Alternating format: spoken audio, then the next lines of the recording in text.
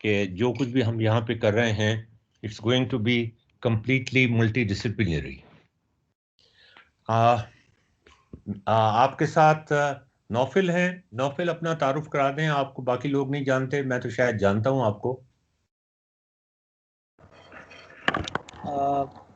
मेरा नाम नौफल है और मैं बीएस कंप्यूटर साइंस का स्टूडेंट हूँ, 5th सेमेस्टर का, और बहुत ज़्यादा एक्साइटेड इस कोर्स करने के लिए।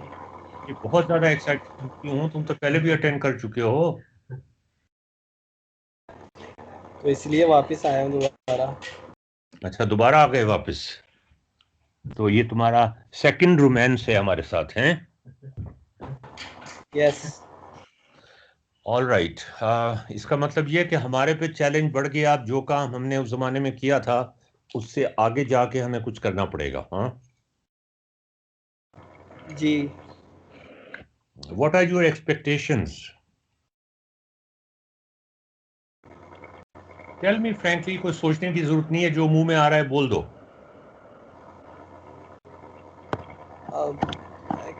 एक्साइटमेंट होगी और इससे ज़्यादा तो मैं नहीं कुछ बोल सकता। अच्छा ये बताओ, तुमने कैलकुलस के कितने कोर्स पढ़े हैं अब तक?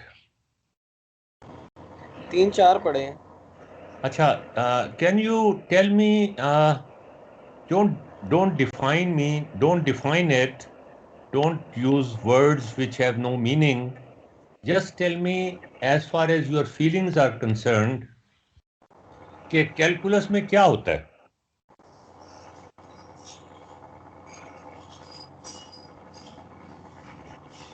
चेंजेस।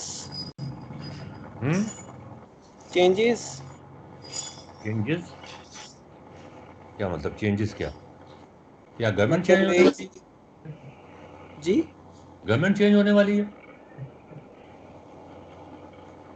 पॉलिटिकल चेंजेस भी हो सकते हैं, अच्छा, पॉलिटिकल और? फोर्सेस के changes.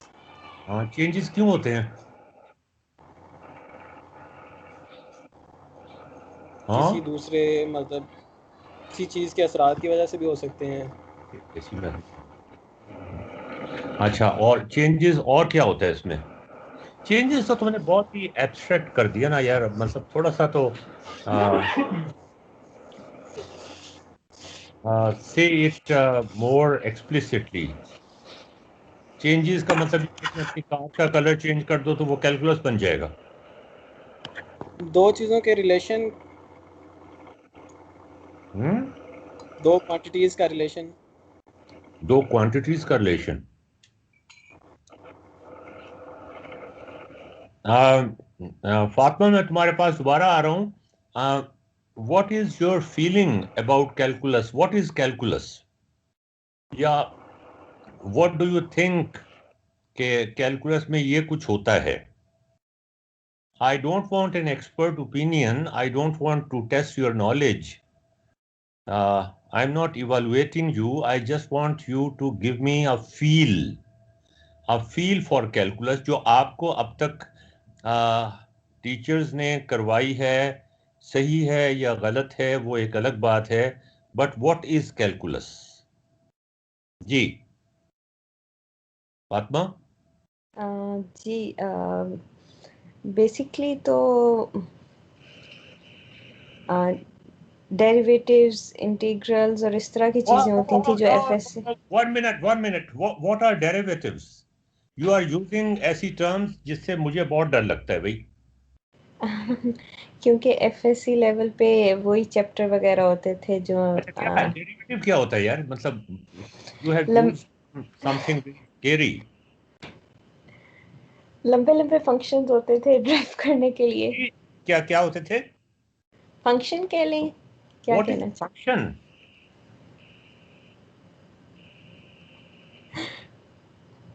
You are using such terminology which is scary. Tell me in real life terms, मतलब आम जिंदगी की टर्म्स में, आम लोगों की बातचीत में बात करें। आप मुझे क्यों डरा रही हैं? मुझे खुद मैथमेटिक्स नहीं आता। I am not a mathematician and nobody accepts that I am a mathematician. मैं भी नहीं कहता, मैं कहता हूँ मैं स्टूडेंट ऑफ मैथमेटिक्स ही हूँ मैं। जी, what is derivative? ये दो इस्तेमाल करके मुझे दुगना डरा दिया। अलजेब्रा के एक्सप्रेशन से कैलकुलेट करते हैं, कैलकुलस में कैलकुलेशंस होती क्या हैं। कैलकुलेट करते हैं? कोई भी रिलेशनशिप करना है, जैसे वो form. Relationship. Hang on. Relationship. When you talk about relationship, are you talking about a relationship between a boy and a girl? Between your father and a mother? Numbers, Huh? Numbers. Numbers. What a boring thing. Relationship between numbers? मतलब number 4 is involved with number 3. Yeah, they are romancing together. What are you talking about? Huh?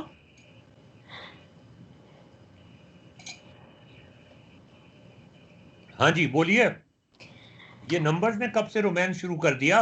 इनको तो पकड़वाना चाहिए, numbers बंद कर देने चाहिए, पढ़ाना ही बंद कर देना चाहिए नंबर्स को। ये तो गलत गैर इखलाकी चीजें हैं जो इनके दरमियान आपस में रिलेशनशिप्स हैं, पता नहीं इलिसिट रिलेशंस हैं या सही रिलेशंस हैं, मुझे नहीं पता। हाँ जी, वो देखे ना, अजान भी होनी शुरू हो गई फौरन से। जी बताइए ना फातिमा, बोलिए ना। ये नहीं पता मजीद था नहीं मुझे नंबर, आता। ये नंबर्स बड़ी चीज हैं, इनके दरमियान भी रिलेशनशिप्स होते हैं। हाँ, इससे ज्यादा नहीं है मेरे पास वर्ड्स बोलने के लिए।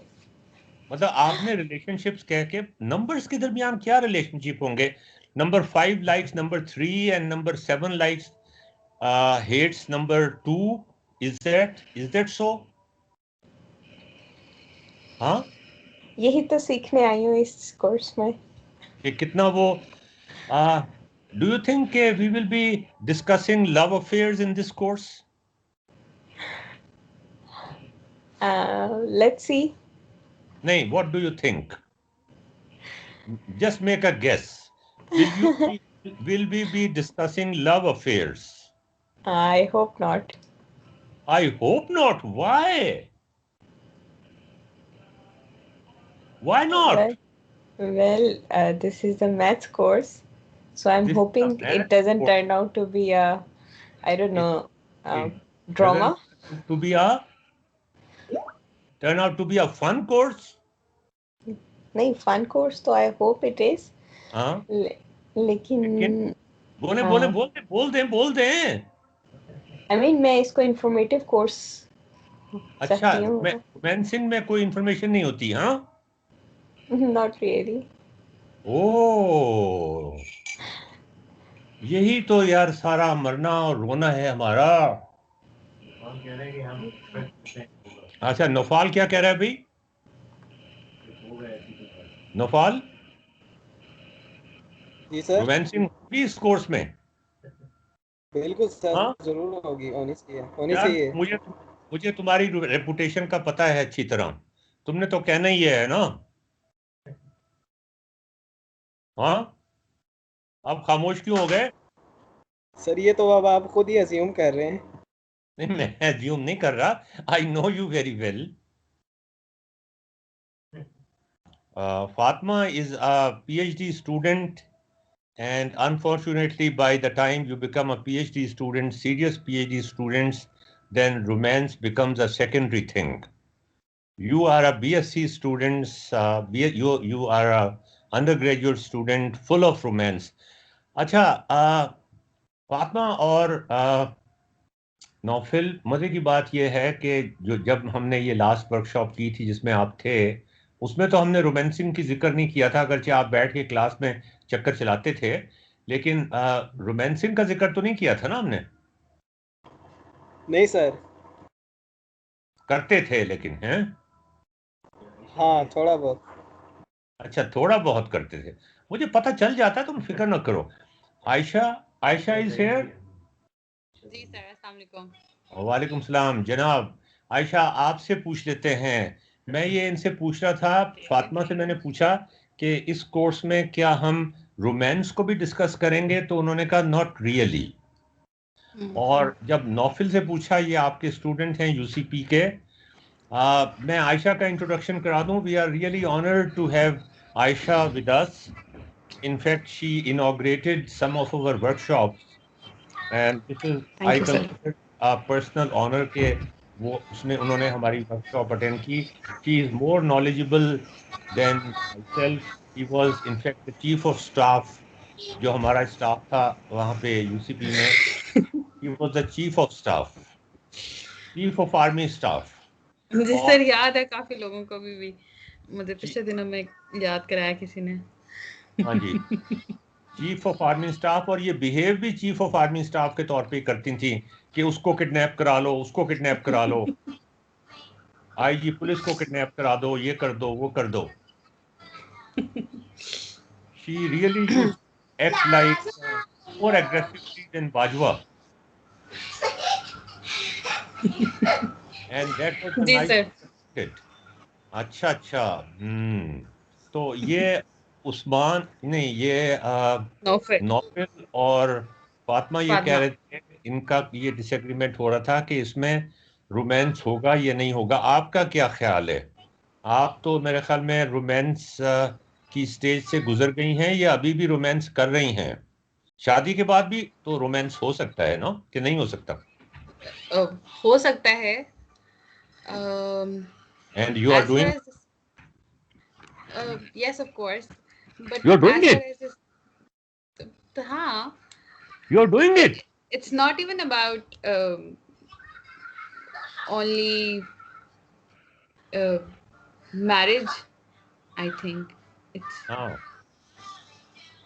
तो अगर हम मैथ्स की बात करें, अगर आपको समझ आना शुरू हो जाए तो तब आपको पता लगता है कि मैथ्स मतलब कि रोमांस क्या होता है किसी कोर्स में. हाँ, मे बी यस, कि रोमांस क्या होता है. Are you romancing with your husband? Yes. अच्छा, yes, very good. All right. अच्छा, to the surprise of Fatma, let me tell you कि हम इस वर्कशॉप में एक हमारा मॉड्यूल होगा जिसमें हम मॉडलिंग करेंगे रोमांस की. ये हमने पहले से प्लान किया हुआ है. I bought a number of books after the last workshops. काफ़ी सारी किताबें ली हैं और उसमें I was reading ये you see कैलकुलस में एक बहुत बड़ा हिस्सा जो है. चलें आयशा से पूछ लेते हैं. आयशा, कैलकुलस होता क्या है? जरा मुझे गट फीलिंग बताएं. मतलब how do you smell it? How do you taste it? How do you describe it? Don't tell me. Please, खुदा के लिए डेरिवेटिव इंटेग्रल का नाम दीजिएगा. So one sad thing that I know about maths और calculus is कि उसे वो जितना मजेदार कोर्स है उसे उस तरह से पढ़ाया नहीं जाता. So somehow शायद होता क्या है इसमें? I don't know. I just know about calculations. You know the problem, you know the numbers and you calculate. That's what I know. अभी बात हो रही थी कि नंबर्स भी आपस में रोमांस करते हैं, उनके रिलेशनशिप्स होते हैं आपस में. I hope हमें पता होता कि नंबर के रिलेशनशिप्स होते हैं और शायद हम इस तरह से अगर इसे पढ़ते तो शायद आज इतना बड़ा मसला ना होता. You are right, exactly. और यही सबसे सैड पार्ट है मैथ्स के साथ मेरे ख्याल में. जी. अच्छा, मैं बाकी लोगों को भी बता दूं कि Ayesha is still heading the initiative of teaching a very innovative course in Pakistan which is not offered in any other place other than UCP, and that is logical thinking. Yes sir, logical thinking. And she is again the commander in chief. Yes.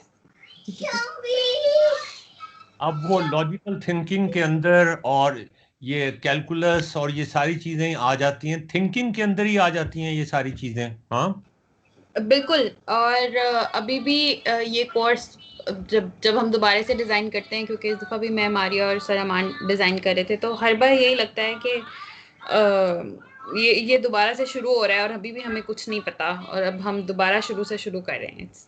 हाँ, ये जो ये उस तरह का course है. आप जैसे उनको हमेशा से यही लगता है कि they are teaching for the first time. because they do not use their yellow notes. They Hmm. always find new challenges. बिल्कुल.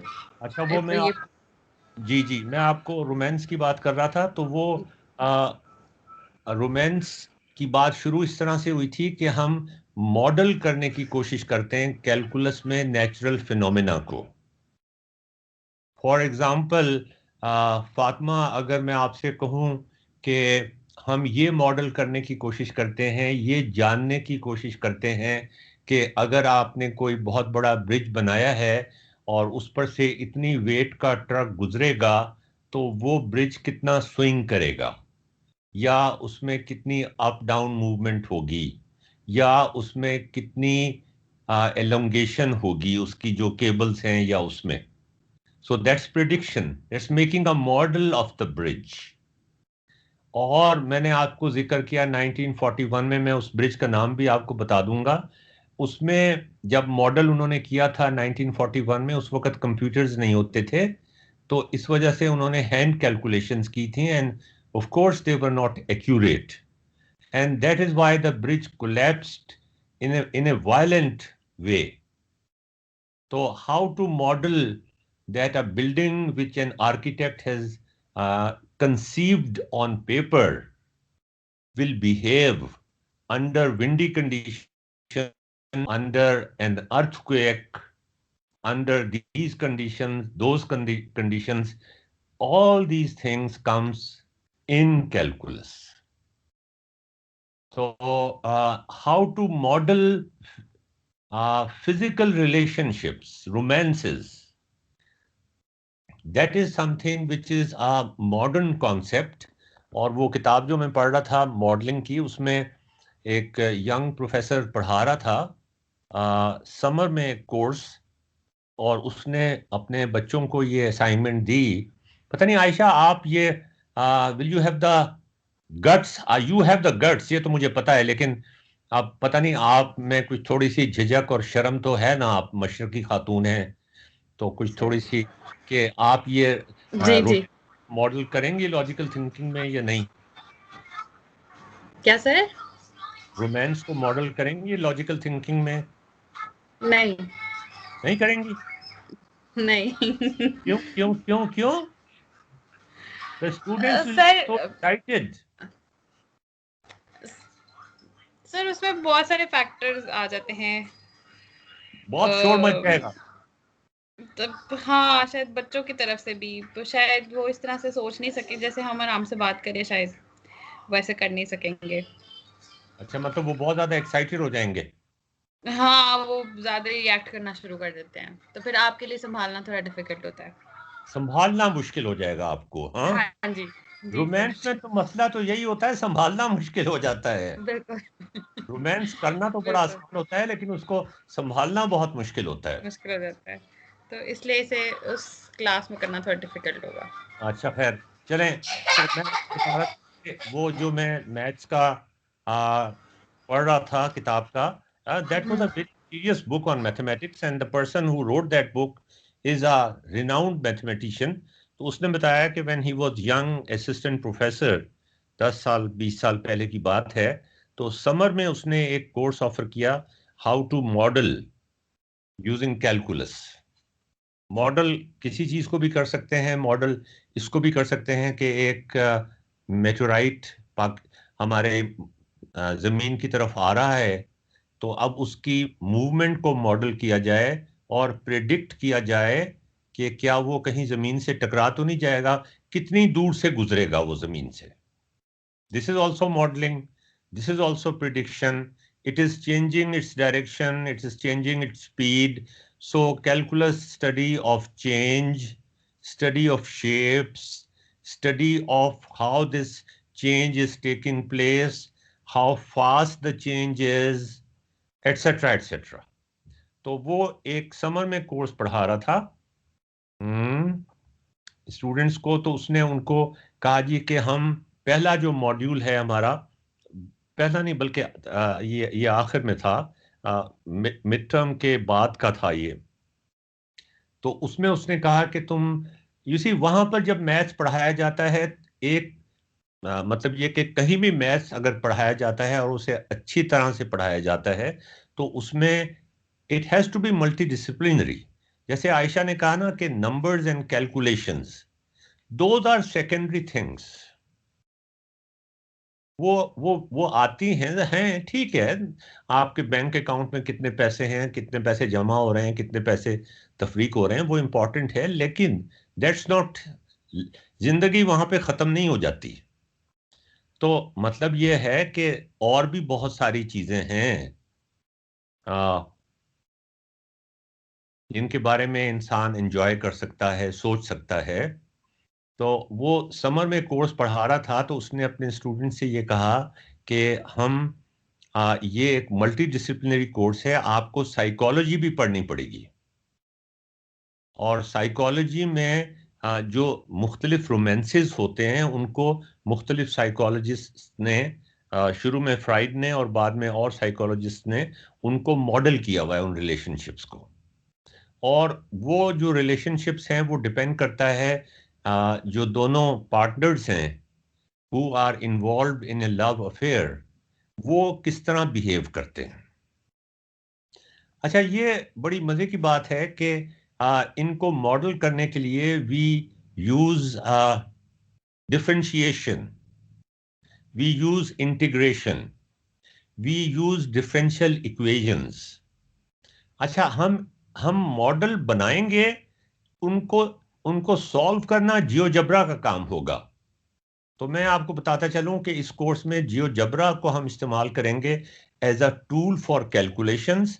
तो वो आयशा का जो मसला है कि हम कैलकुलेट करते रहते हैं, नंबर्स को देखते रहते हैं, वो मसला बीच में नहीं आएगा। हम जो उसके पीछे जो कहानी है, उसके पीछे जो फिलॉसफी है, वो डिस्कस करेंगे और बाकी काम जो है वो जियोजेब्रा कर देगा। तो उसने कहा जी कि आप साइकोलॉजी में, प्रोफेसर ने अपने स्टूडेंट से कहा कि आप साइकोलॉजी में मुख्तलिफ जो लोगों के स्टाइल्स हैं लव अफेयर्स करने के या रोमांसिंग करने के, वो आप स्टडी करें और उसके बाद उनकी कैटेगरीज बनाएं। तो उन्होंने 5-6 कैटेगरीज बनाई। मैं आपको लिंक भेज दूंगा उसका, किताब का। इनफैक्ट मुझे आप जरा मेल कीजिएगा या ग्रुप बना दो, एक मेल ग्रुप इनका, ताकि सबको मैं किताबें भेज दूं। हाँ, तो उसने ये कहा कि अच्छा, अब मजे की बात ये हुई कि उन्होंने साइकोलॉजी पढ़ी बच्चों ने। अब इसका मैथ में और साइकोलॉजी में तो बहुत फर्क है, लेकिन असल बात तो ये है ना जी कि math has to be applied in something which is closer to your life, otherwise number crunching is of no importance. तो उन्होंने साइकोलॉजी पढ़ी और उन्होंने कोई 4 या 5 केसेस बनाए कि इस तरह के लवर्स होते हैं। तो उसने कहा कि नहीं भाई, ये तो तुमने ठीक है, लेकिन मेरी जो असाइनमेंट है वो ये है कि समर के शुरू में ही, इत्तेफाक की बात है ये, by chance he started having a romance. उसकी शादी नहीं हुई भी थी, he started having a romance. और उसने कहा कि इस रोमांस को तुम मॉडल करो। उसने अपनी कॉल्स रिकॉर्ड करके, जो कॉल्स आती थी, जो मिस्ड कॉल्स आती थी, थोड़ा सा अनएथिकल तो था, लेकिन he wanted to conduct an experiment to find out कि वो जो रोमांस कर रहा है वो किस कैटेगरी में आता है। अच्छा, मजे की बात यह है कि आप जब इसका मॉडल बना लेते हैं तो फिर आप प्रिडिक्शंस भी कर सकते हैं। आप ये प्रिडिक्शन कर सकते हैं कि आपका रोमांस का लेवल, जो लव अफेयर का लेवल है, वो ऊपर जा रहा है या नीचे जा रहा है। और ऊपर नीचे वो जरूर जाएगा। आयशा, आप तो एक्सपीरियंस है, आपको तो पता होगा कि कभी लड़ाई भी जरूर होती है। जी। मतलब ये कि फ्लैट नहीं होता रिलेशनशिप। हाँ, वो जी। उसको लव अफेयर नहीं कहते जो फ्लैट रिलेशनशिप होता है। तो कभी ऊपर जाएगा, कभी नीचे जाएगा। तो उसने ये कहा कि तुम मेरे लव अफेयर को प्रेडिक्ट करने की कोशिश, पूरा मॉडल बनाओ और उससे फिर मैं प्रेडिक्ट करने की कोशिश करूंगा कि आज जब मैं ऑफिस से शाम को 5-6 बजे घर जाऊंगा और कॉफ़ी बना रहा हूँ और अपनी वाइफ से पूछूंगा कि तुम भी, वाइफ से या जिसके साथ जो मेरी गर्लफ्रेंड है उससे पूछूंगा कि भाई आज मैं कॉफ़ी तुम्हें बना दूं, तो वो कहेगी मुझे नहीं चाहिए कॉफ़ी, या वो ये कहेगी हाँ डार्लिंग प्लीज मुझे भी बना दो। तो ये प्रिडिक्शन उसमें होनी चाहिए। जब मॉडल बन जाता है तो प्रिडिक्शन आ जाती है। तो उन्होंने 1 हफ्ते के अंदर उनके स्टूडेंट्स ने उनकी जो ईमेल्स थी, जो उनकी एसएमएस थी, उनको देखकर वो मॉडल बना दिया। अच्छा, शेक्सपियर को पता नहीं आपने पढ़ा है कि नहीं है। इस कोर्स के अंदर हम लिटरेचर और मैथमेटिक्स और साइकोलॉजी और आर्किटेक्चर और डिफेंस और गेम्स, सब चीज़ों को इकट्ठा करेंगे, इसलिए कि अगर सब चीज़ों को इकट्ठा ना करें तो फिर तो मैथमेटिक्स सिर्फ नंबर क्रंचिंग में रह जाता है और सारा जो मज़ा, एंजॉयमेंट है, जो फन पार्ट है, वो ख़त्म हो जाता है उसमें से। ठीक है ना। तो आ, अच्छा, तो मैं आपसे क्या कह रहा था कि जब उन्होंने वो मॉडल बना दिया उसका, तो उसने प्रिडिक्शन करनी शुरू की कि अच्छा आज के 2 दिन के बाद इसका मूड खराब हो जाएगा, आज के 2-4 दिन के बाद इसका मूड मूड अच्छा हो जाएगा, and the model work perfectly fine.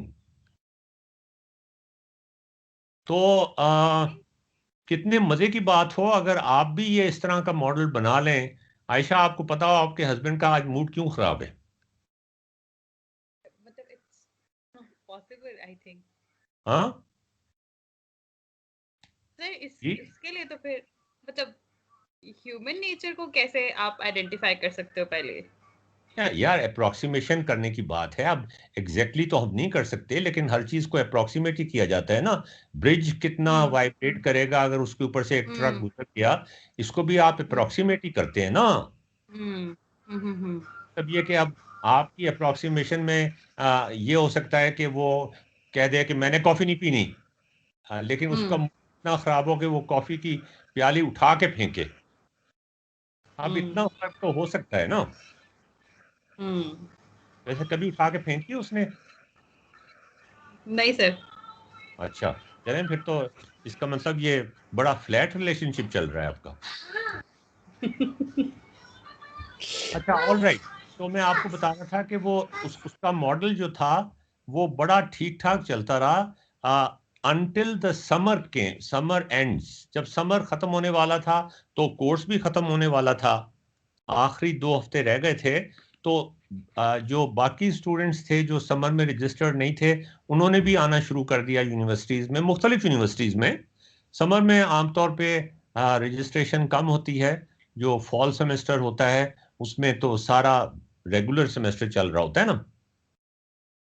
All of a sudden वो जो प्रिडिक्शंस थी, वो जो मॉडल था उस प्रोफेसर के रोमांस का, it broke down all of a sudden. वो जाता था ये सोच के कि आज मूड बहुत अच्छा होगा, और वहां तो जाके पता चलता था कि मूड इतना खराब है कि बेहतर यही है कि भागो और जाके पब में बैठ के कुछ पी लो। तो उसने अपने स्टूडेंट से कहा कि मैंने तो सबको 0 देना है। आई वॉज नॉट एक्सपेक्टिंग कि जो तुमने मुझे बताया था कि मैं ये एक्सपेक्ट कर रहा था वहां पर ये हो गया मेरे साथ, तो मैंने सबको 0 लगा के देना है। उन्होंने कहा नहीं नहीं, आप हमें बताएं तो सही हुआ क्या है। आप दोबारा से उसकी जो कॉल्स हैं, ईमेल्स हैं, वो प्लीज हमें थोड़ा सा मौका दें कि हम उनको देख सकें, although it is unethical, but let us see. और 2 दिन के अंदर उन्होंने आके जवाब दे दिया। आयशा, उन्होंने क्या जवाब दिया होगा? Can you predict? No. Suhail है हमारे साथ? सुहेल साहब, कैन यू प्रेडिक्ट? नहीं, बट आई नहीं, वाज एक्सपेक्टिंग दैट क्या ये टूट ये जाएगा? मॉडल नहीं चलेगा। यार मॉडल चलेगा, मॉडल इट वॉज अ अच्छा। आ, अब आप, मैं आपको बताऊं, बड़े मजे की बात है कि this was a model between 1 male and 1 female. two bodies, right? It is known as a two body problem. इसलिए कि रिलेशनशिप जो अब हम तीन बंदों का रिलेशनशिप तो एक्सपेक्ट नहीं करते ना, मतलब that will be beyond the scope of this book और हमारी इखलाकियात से बाहर निकल जाएगा. तो the model was perfectly fine, but all of a sudden it broke down. And what happened was कि वो बच्चों ने जब वो उसकी कॉल्स वगैरह टेप करके सुनी और जब ईमेल्स देखी और वो सारा कुछ देखा, तो उन्होंने आके बताया कि उसका एक्स लवर जो है वो यूनिवर्सिटी में वापस आ गया. So it has become, instead of two body problem, it has become a three body problem. तो वो प्रोफेसर ने कहा कि अब तुम थ्री बॉडी प्रॉब्लम सॉल्व करो. अब ये थ्री बॉडी प्रॉब्लम सॉल्व करना जो है ना वो बड़ा ट्रिकी होता है. उसमें jealous, can you imagine Ayesha, उसमें ये वैसे नॉफिल जो है ये बड़ी चीज है, ही कैन ऑल्सो इमेजिन कि उसमें जो जेलसीज आती हैं बीच में और जो गुस्सा आता है और जो नफरतें आती हैं और जो प्यार आता है, जो मोहब्बतें आती हैं, वो टू बॉडी प्रॉब्लम की निस्बत बहुत कॉम्प्लिकेटेड होती है. हाँ, अच्छा, मजे की बात यह कि एक स्टूडेंट ने आके उससे कहा कि ये प्रॉब्लम सॉल्व नहीं हो सकता. उसने कहा क्यों नहीं हो सकता? उसने कहा कि ये प्रॉब्लम जो है, आप में से जो कंप्यूटर साइंस के स्टूडेंट्स हैं उनको पता होगा ट्रांसफॉर्मेशंस का, कि एक प्रॉब्लम दूसरे प्रॉब्लम में ट्रांसफॉर्म हो जाता है. आयशा आपको तो पता होगा अच्छी तरह. जी सर. एनपी कंप्लीट प्रॉब्लम्स में travelling sales person problem, bin packing problem में ट्रांसफॉर्म हो जाता है कि ये प्रॉब्लम अगर सॉल्व होता है तो ये भी सॉल्व हो जाएगा, अगर ये नहीं सॉल्व होता तो ये भी सॉल्व नहीं होगा. तो न्यूटन ने, अब देखें, मैं रोमांस से एकदम से जंप कर रहा हूं न्यूटन के ऊपर. यही तो मैथ की खूबसूरती है कि वही मैथ जो इस्तेमाल हो रहा है दो बंदों के रोमांस के अंदर, वही मैथ इस्तेमाल हो रहा है interaction between the sun and the earth. The same differential equations, the same modeling techniques are being used by Newton. Differential equations, differential calculus उसी ने इजाद किया था. तो उसने टू बॉडी प्रॉब्लम स्टडी किया था, ये एज्यूम करते हुए कि जमीन और सूरज की इंटरेक्शन निकालने की कोशिश करूं, एज्यूम करते हुए कि बाकी सैयारे जो हैं, मार्स है, वीनस है, और दूसरे सैयारे हैं, वो बहुत दूर हैं या बहुत छोटे हैं. तो वो टू बॉडी प्रॉब्लम तो उसने सॉल्व कर लिया था and it was very predictable. यानी जो उसने ट्रेजेक्टरीज कैलकुलेट की थी जमीन की, दे वर वेरी वेरी एक्यूरेट. अभी तक हम न्यूटोनियन मॉडल्स को, जो उसने मैथमेटिकल मॉडल्स बनाए थे, उन्हीं को इस्तेमाल करते हैं जब हम कोई रॉकेट स्पेस में भेजते हैं, या जब हम बताते हैं कि चांद की पोजीशन क्या होगी, या सूरज की पोजीशन क्या होगी, या मार्स की पोजीशन क्या होगी. हम वही न्यूटोनियन फिजिक्स या न्यूटोनियन कैलकुलेशंस या डिफरेंशियल इक्वेशंस या मॉडल्स को आप कहते हैं, वही इस्तेमाल करते हैं. तो उसने वो बहुत हाईली एक्यूरेटली प्रेडिक्ट किया था और अभी तक वो इस्तेमाल होता है. अच्छा, उसके बाद उसने थ्री बॉडी प्रॉब्लम को स्टडी करने की कोशिश की. अच्छा, ये जो ग्रेविटी के टू बॉडी प्रॉब्लम है या ग्रेविटी के थ्री बॉडी प्रॉब्लम है, जिसमें जमीन, सूरज और एक और बॉडी को आप शामिल कर लें तो वो थ्री बॉडी प्रॉब्लम बन जाता है. इसमें और रोमांसिंग के अंदर काफी फर्क है. और वो फर्क ये है कि रोमांस के अंदर नफरत भी आ जाती है बीच में, जेलसीज भी आ जाती हैं बीच में. लेकिन जाहिर है जमीन और सूरज का जो रिलेशनशिप है, दैट्स ऑल्सो अ रिलेशनशिप. उसमें जेलसी नहीं आती, उसमें लड़ाई झगड़ा नहीं आता. तो that is a simpler thing to model. then making a model between three people who are romancing. अब उसमें से एक बंदा जो है वो तो जैसे फिल्मों में दिखाया जाता है हीरो है, एक विलन है और एक खूबसूरत हीरोइन है। तो उस बंदे ने, अच्छा, न्यूटन ने जब वो थ्री बॉडी प्रॉब्लम डिस्कस करना शुरू किया तो उसको वो अपनी डायरी में लिखता है कि एक हफ्ते तक मैं सो नहीं सका, because the differential equations were so tricky to solve कि वो उनकी दुम हाथ से निकल जाती थी। जब तो कैलकुलेटर्स भी नहीं होते थे, कुछ भी नहीं होता था, सारा कैलकुलेशंस हाथ से करनी पड़ती थी। अब ये three body problem, gravity problem, three body gravity problem was studied by scientists recently, and they have used very fast machines and numerical analysis techniques to model this problem, and they found out that the problem is really very tricky and is quite unpredictable because it goes into the theory of chaos. कैसे pronounce करते हैं आयशा इसको, chaos को? क्याओस। हाँ, तो क्याओस में ये होता है कि जरा सी कोई थोड़ी सी चीज हो जाए ना, जरा सी चिंगारी लग जाए ना, तो वो रिलेशनशिप जो है वो एक्सप्लोड कर जाता है। मतलब ये कि आपने थोड़ी सी बात कह दी कि नहीं यार ये ड्रेस का ये कलर नहीं, ये ले लो, वो उठा के मारेगी आपके मुंह पर, मुझे नहीं चाहिए, जाओ दफा हो जाओ। मतलब कहने का ये है कि the three body problem is extremely difficult to predict. तो अब आप देखें कि रोमांस से हम शिफ्ट हो गए कैलेस्टियल, ये जो हेवनली बॉडीज हैं, यूनिवर्स की बात कर रहा हूं, सोलर सिस्टम की बात कर रहा हूं, वहां पे शिफ्ट हो गए। लेकिन जो डिफरेंशियल इक्वेशंस या जो मॉडल्स हैं ह्यूमन रिलेशनशिप्स को मॉडल करने के लिए या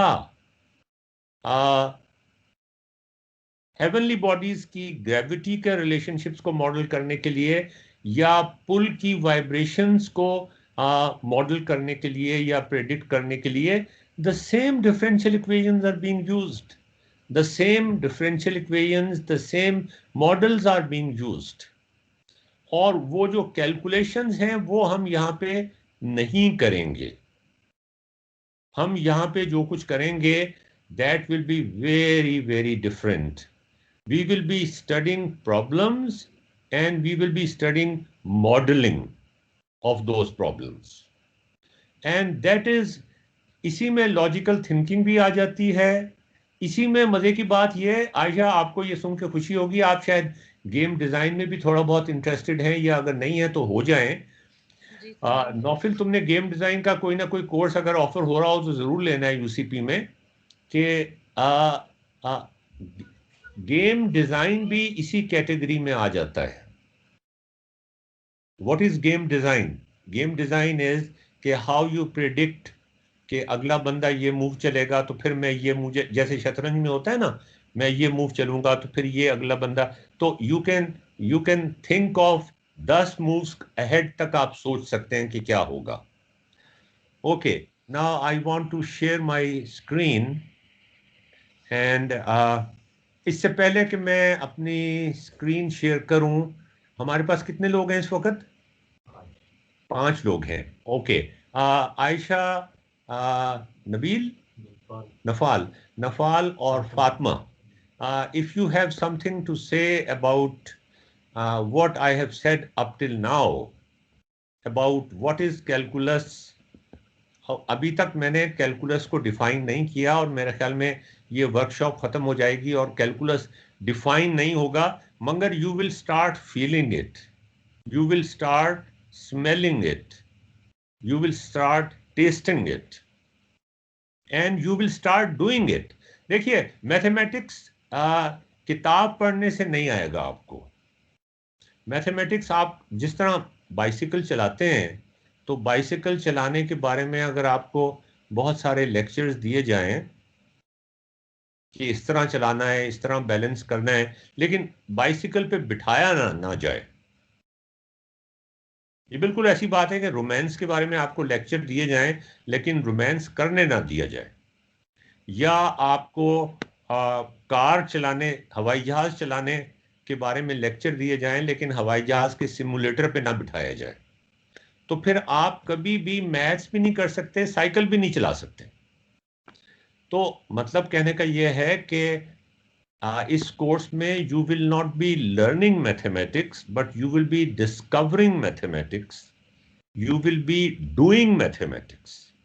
Unless you do it, unless you sit on the bike.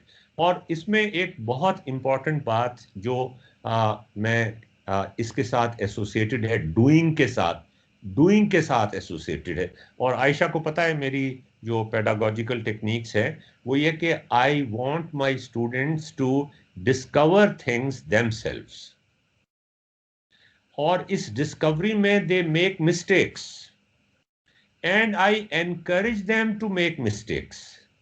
This is extremely important. They make mistakes.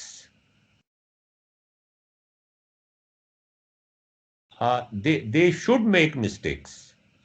इसलिए कि mistakes, गलतियां करना जो है उससे इंसान बहुत कुछ सीखता है। वही बात है कि गलतियां करने से आप रोमांस में भी बहुत कुछ सीखते हैं, गलतियां करने से आप एक गलत ब्रिज डिजाइन करने में भी बहुत कुछ सीखते हैं, लेकिन वो गलत ब्रिज डिजाइन एक्चुअली करने से पहले उसको अगर आप सिमुलेट कर लेते हैं ना कंप्यूटर के ऊपर, that was just like playing a game. Instead of making a bridge, actual making a bridge with concrete and everything, आप उसको मॉडल कर लें मैथमेटिकली और देखें उसके ऊपर से एक ट्रक गुजार के कि वो कितना स्विंग करता है, और देखें कि विंडी कंडीशंस में क्या मसाइल आते हैं बीच में। तो मतलब कहने का ये हुआ कि make mistakes, but instead of doing mistakes in real life, why not do mistakes in a game? This life is also a game. वो गालिब का बड़ा मशहूर शेर है कि बाजीचा अतफाल है दुनिया मेरे आगे, होता है शब व रोज तमाशा मेरे आगे। कि ये एक तमाशा है जो हो रहा है, और ये दुनिया जो है ये बागीचा नहीं, मुझे सुहेल ने लास्ट टाइम करेक्ट किया था, बाजीचा अतफाल है। बाजीचा कहते हैं जहां खेल की बाजियां लगाई जाती है ना, कि मैं जीतता हूं या तुम जीतते हो। असल तो मजा उसी वक्त आता है ना जब आप बाजी लगाएं। आप खड़े होके देख रहे हैं कि कोई कैसा खेल रहा है, वो तो चलें, आप साइलेंट स्पेक्टेटर है, इनएक्टिव स्पेक्टेटर हैं। क्लासरूम में स्टूडेंट्स को इनएक्टिव स्पेक्टेटर नहीं होना चाहिए, they should jump into the game. वो जो बाजीचा अतफाल है दुनिया मेरे आगे, होता है शबो रोज तमाशा मेरे आगे, कि तमाशे में आप शामिल कर लें उनको, स्टूडेंट्स को।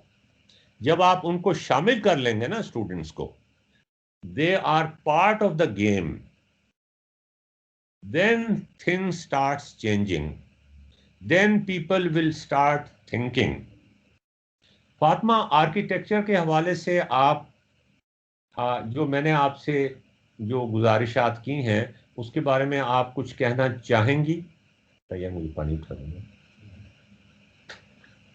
नहीं जी नहीं, आप कुछ तो कह दें जनाब। मतलब ये कि I want to listen to your comments, कि मैं कुछ आपको ये तो नहीं एहसास हुआ कि मैं आई एम टॉकिंग नॉनसेंस? नहीं आप एक्सपेक्ट कर रही थी ना कि रोमांस डिस्कस नहीं होगा, तो रोमांस तो हम डिस्कस करेंगे, तो फिर आपको ये सोचना चाहिए कि ये मैं कहाँ आ गई हूँ।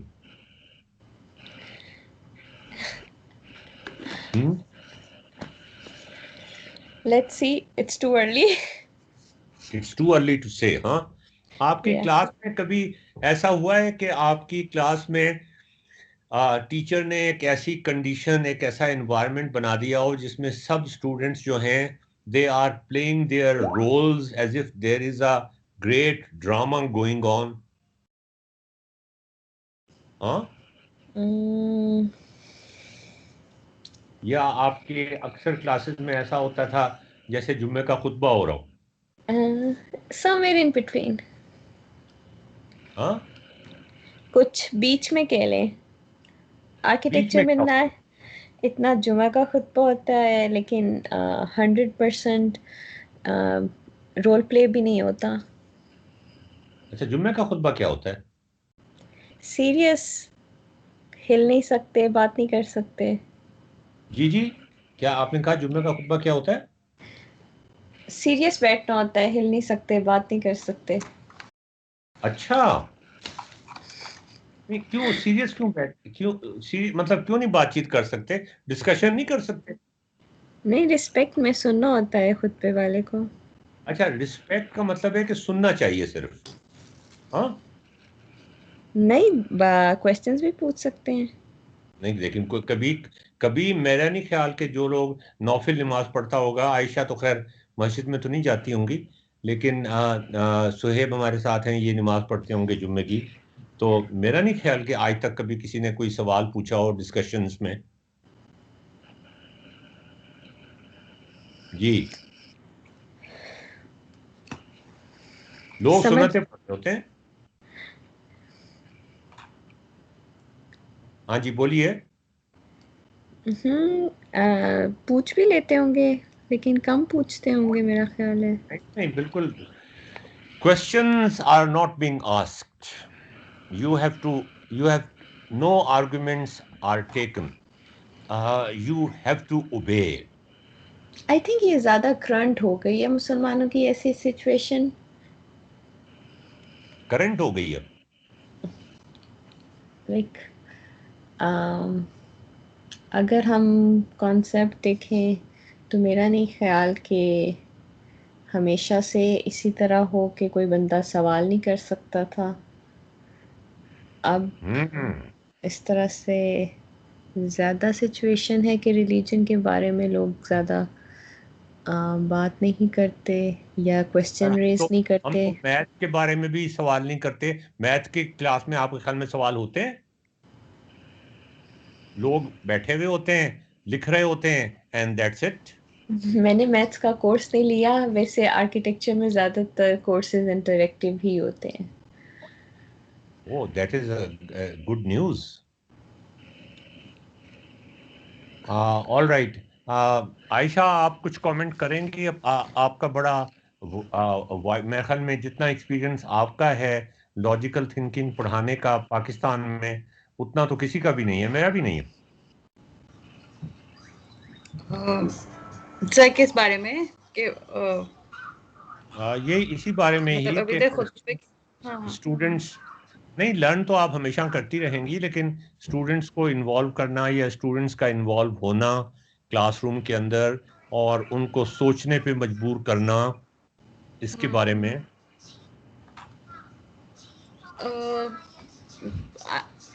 मतलब अगर आप कहें कि ये ज़रूरी है तो हाँ बिल्कुल। फिर उस तरह आपको अपना लेक्चर इसी तरह से डिज़ाइन करना चाहिए कि उनकी तरफ से इनपुट आए। इसका दोनों को फ़ायदा होता है एक्चुअली, सिर्फ स्टूडेंट्स को फ़ायदा नहीं होता बल्कि टीचर को भी साथ साथ फ़ायदा हो रहा होता है। नुकसान भी हो जाता है बाद दफा। हम्म।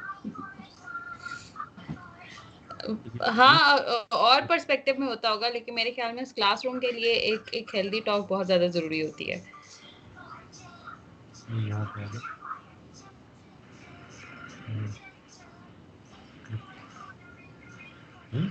नीचे आ गए।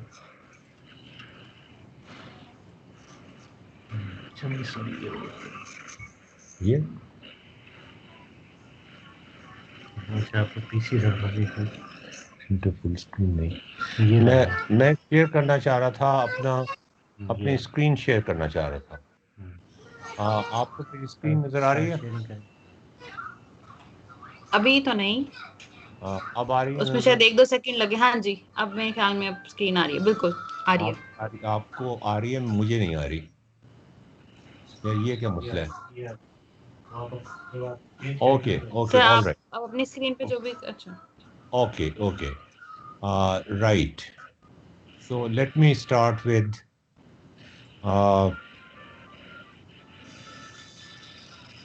कैलकुलस का कोर्स है ये, इसका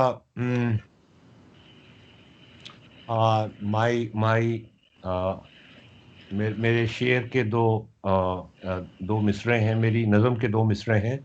अनोखे ख्यालों की जिद्दत के नाम,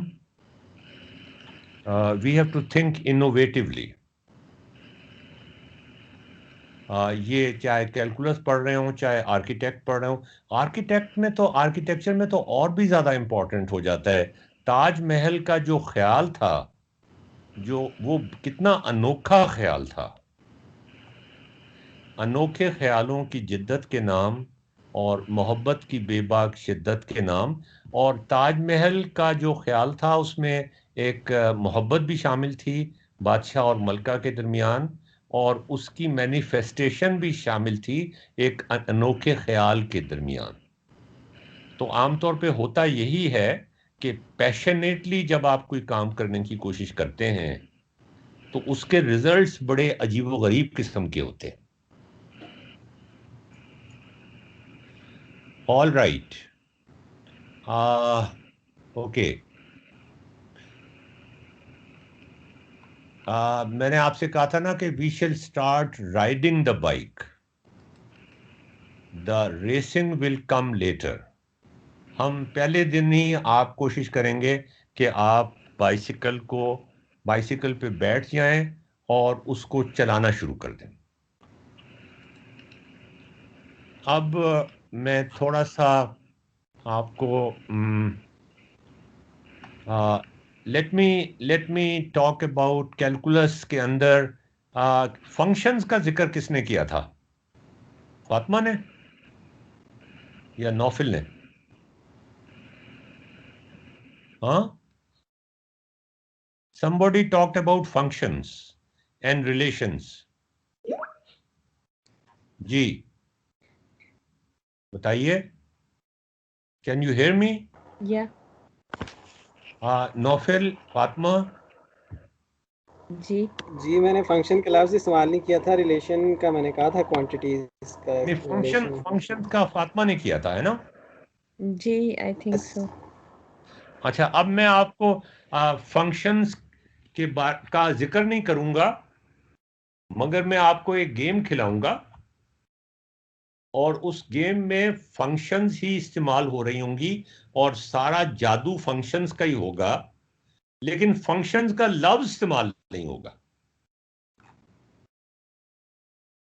मतलब we talk about the story behind functions, and there is always a story behind functions. ये बड़ी मजे की बात है कि हमने मैथमेटिकल फंक्शंस को एक्स क्यूब और लॉग ऑफ एक्स और ई पावर एक्स में डिनोट करना शुरू कर दिया है, ये बताए बगैर कि इनके पीछे क्या कहानी है। वो कहानी अगर हम बता दें तो फिर आपको you will start feeling the functions, you start feeling the heat of relationships, you will start tasting mathematics. So, जैसा कि मैंने पहले भी आपसे कहा था कि हम आपको we want you to do mathematics, to feel mathematics. ये 3 कारें हैं। नौफिल, तुमने तो ये शायद किया होगा पहले से। नौफिल? मैं भी हाँ, नौफिल ने शायद बहुत पहले किया हो। अच्छा जी, ये आयशा, आपने शायद पता नहीं इन 3 कारों का आपने डिस्कस किया होगा। ये 3 कारें हैं जो मुख्तलिफ फंक्शंस के साथ चलती हैं। फंक्शंस का मतलब यह है कि कभी कोई कार हल्की हो जाती है फिर तेज हो जाती है, कभी एक कार जो है वो कांस्टेंट स्पीड से चलती रहती है, एक कार जो है वो पहले तेज होती है फिर आहिस्ता हो जाती है, और जो इसके कैरेक्टरिस्टिक्स हैं वो चेंज नहीं होते। Fatima, you understand what I am saying? जी। मतलब ये कि कारों के कैरेक्टरिस्टिक्स आपको पहले से बताए हुए हैं, वो मैं आपको ग्राफ की शक्ल में दिखा भी दूंगा अगर आप कहेंगी तो। लेकिन अभी नहीं, थोड़ी देर के बाद, कि कार के कैरेक्टरिस्टिक्स तब्दील नहीं हो सकते। वो मैंने आपको बता दिए हैं कि शुरू में पहले मिनट में या पहले आधे घंटे में या पहले 10 मिनट में एक कार कितना फासला तय करती है, बड़ी तेज जा रही है, दूसरे 10 मिनट में वो कितना फासला, तीसरे 10 मिनट में, अगले 10 मिनट में, रेड कार का भी, ब्लू कार का भी और ग्रीन कार का भी। ये अब हम चेंज नहीं करेंगे, ठीक है। अब मैं आपसे कहता हूं, can you bet which car will win the race? तो अगर आपको ये पता हो कि कार के कैरेक्टरिस्टिक्स क्या हैं, कौन सी कार शुरू में आहिस्ता जा रही है बाद में तेज हो जाती है, कोई कार शुरू में तेज जा रही है बाद में आहिस्ता हो जाती है, कौन सी कांस्टेंट स्पीड पे जा रही है, तो क्या आप सर्टेनिटी के साथ बेट कर सकती हैं फातिमा? काइंड या हाँ, मेरा ख्याल है कर सकती हैं, और वही कार जीतेगी।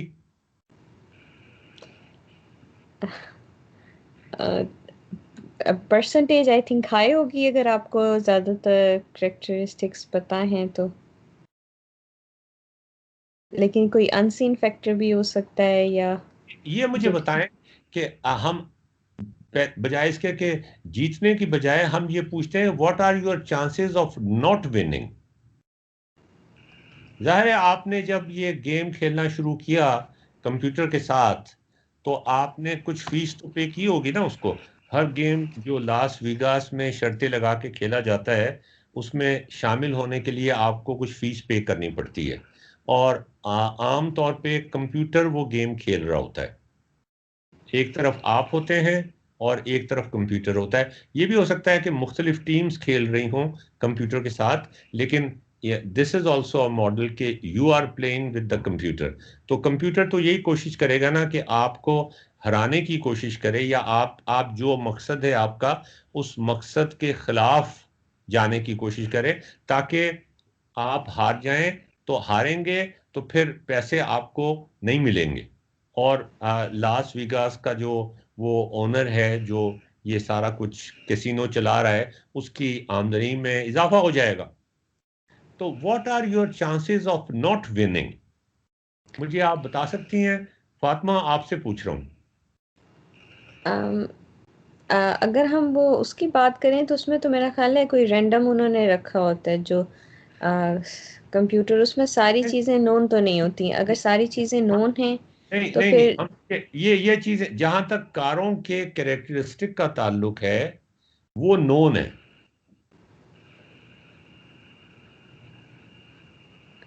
तो फिर हाई चांस है, लेकिन करेक्टरिस्टिक्स कौन कौन सी अगर तो पहले पहले आपको पता है 10 मिनट में कौन सी कार जीत रही है, अगले 10 मिनट में नहीं, पहले 10 मिनट में कितना फासला तय कर रही है, अगले 10 मिनट में कितना फासला तय कर रही है, ये सब कारों के बारे में आपको डिटेल्ड इंफॉर्मेशन मौजूद है। What are your chances of not winning? Less. नहीं, कितने होंगे? जरा सोच के बताइए। कंप्यूटर चालाकी मारेगा आपके साथ, वो आपके साथ चीटिंग नहीं करेगा, लेकिन चालाकी मारेगा जरूर वो। चालाकी? क्या चालाकी? अब ये तो आप भी उससे पूछ सकते कि क्या चालाकी मारोगे तुम। इतना बेवकूफ तो नहीं है कि वो आपको अपनी चालाकी भी बता दे। अब उसमें ये है ना कि अगर लेट्स से स्पीड ये पता है कि ज़्यादा है, लेकिन कितनी ज़्यादा है या कितनी ज़्यादा हो जाएगी, कितनी एग्जैक्ट इंफॉर्मेशन है। क्योंकि हाँ, इस तरह से अगर चालाकी की बात की जाए कि सिर्फ ये कहे कि शुरू में वो तेज़ होगा और फिर वो तेज़ हो जाएगा, तो उस पर तो मेरा नहीं ख्याल कि जीतने का कोई चांस है ख़ास। लेकिन नहीं, अगर एग्जैक्ट इंफॉर्मेशन है एग्जैक्ट इंफॉर्मेशन। तो फिर जीतने का हाई चांस है। What are your chances of not winning? मैं आपसे ये कह रहा हूं कि आप किसी कार पे बेट लगाएं और वो ना जीते, इसके चांसेस कितने हैं? इंफॉर्मेशन पे डिपेंड करता है। अगर इंफॉर्मेशन कॉम्प्रिहेंसिव है तो सारी लाइक 99% नहीं, चांस है। अगर नहीं है इंफॉर्मेशन कॉम्प्रिहेंसिव तो हारने का 99% चांस भी हो सकता है, लाइक 100% हो सकता है। उसमें तो ये इंफॉर्मेशन पे डिपेंड करता है। नहीं, you are not, start thinking, please start thinking. देखिए कैरेक्टरिस्टिक्स कार के, मैंने पहले भी रिपीट किया, पहले 10 मिनट में कितना फासला तय करती है एक कोई भी कार, अगले 10 मिनट में या मिनट मिनट का बता देते हैं आपको, ग्राफ बना के दिखा देंगे आपको, ये सारी इंफॉर्मेशन पता है। लेकिन याद रखें कंप्यूटर चालाकी मारेगा। What are your chances of not winning? आप अब बेट कर रहे हैं उस कार पे 20-30%। You are giving me a conventional answer, and this course is not conventional. आप 20-30 क्यों कह रही हैं? अगर आपको 1 को 3 से डिवाइड करें तो 33% होता है। तो नौफिल, तुम्हारा क्या ख्याल है? 0 या 100? यार एक जवाब दिया करो तुम, ये दोनों ना जवाब दिया करो। 0। 0% कैसे? अगर तो मेरा मॉडल ठीक है, मैंने उसको समझ लिया सही तरह से, तो बिल्कुल नॉट विनिंग का कोई चांस नहीं बनता। नॉट विनिंग का चांस ही नहीं बनता? हाँ, नॉट विनिंग, ना जीतना, हाँ उस हारने का कोई चांस नहीं बनता। आयशा, आपका क्या ख्याल है?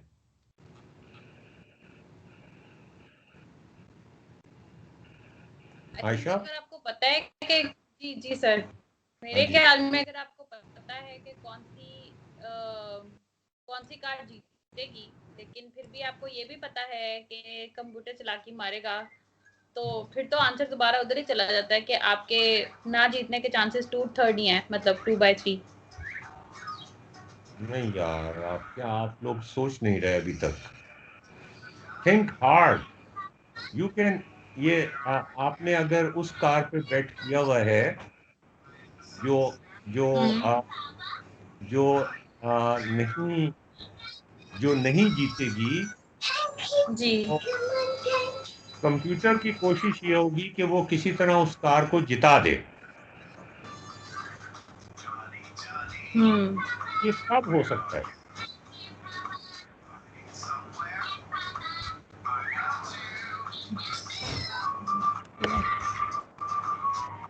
Think think think. मैं आपसे जाहिर है इतने स्टूपिड सवाल तो नहीं पूछूंगा ना। You are required to think in the class.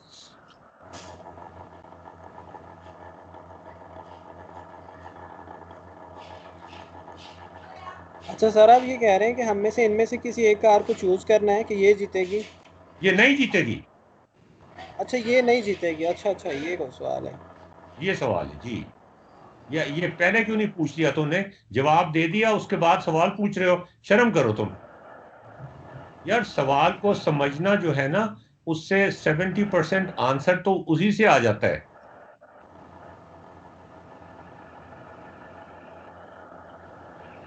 और कंप्यूटर ने कोई ना कोई चालाकी मारनी है कैरेक्टरिस्टिक्स को चेंज किए बगैर।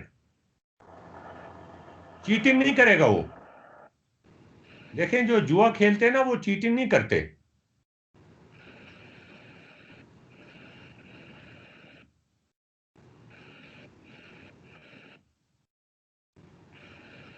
फातिमा, थोड़ा सा दिमाग इस्तेमाल कर लें, वरना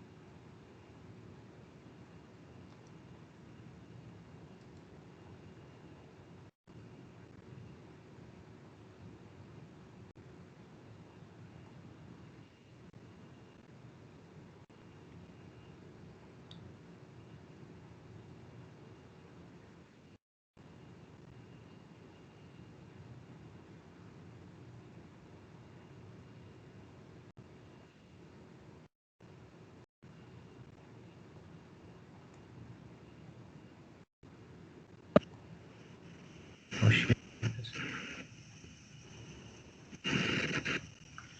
You start.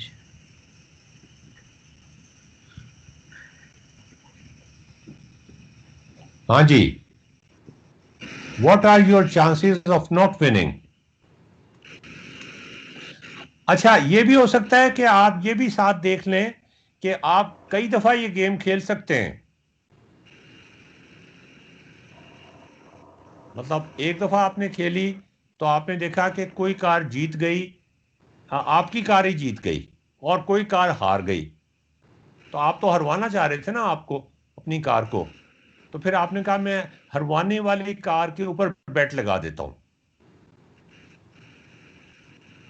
हाँ जी, give me some feedback, talk to me please. Sir Sir, is question this the रफ्तार रफ्तार समझ आ रहा है। Monty Hall problem? नहीं यार, इतना मुश्किल सवाल नहीं है ये।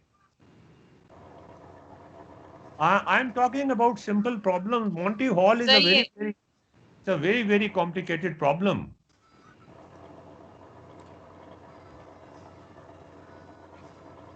हाँ जी, सर फिर तो सर नॉट विनिंग के चांसेस, वही हैं।